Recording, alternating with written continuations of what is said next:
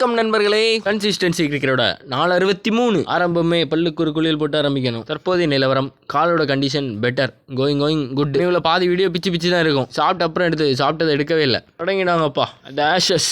முதல்ல அவங்க தான் போலிங் போட்டாங்க. ஆஸ்திரேலியா போட்டு ஸ்டார்க் வந்தான்ப்பா. வந்தோடனே ஒரு 5 விக்கெட். செகண்ட் இன்னிங்ஸில் இங்கே பார்த்தா ஜோஃப்ரா அர்ச்சன் முதல் வருவான். பேடுக்கு ஒரு பாலை போடுவான் பார்க்கணும். அள்ளுட்ரும் இல்லை நம்ம பள்ளிக்கு வந்தோம். என்ன நான் புதுசாக ஆம்புலன்ஸ் லான்ச் பண்ணியிருக்காங்க. நான் குமரி ட்ரஸ்ட் தான். எங்கள் ஊர்லேயே வந்துருச்சு. மணாலூர்ச்சியில் ஊரில் உள்ள யங்ஸ்டர்ஸ்லாம் கரெக்டாக பிளான்லாம் போட்டு இன்னைக்கு கரெக்டாக லான்ச் பண்ணிட்டாங்க. பெருசாக ஃபங்க்ஷன் மாதிரி எடுக்கலை.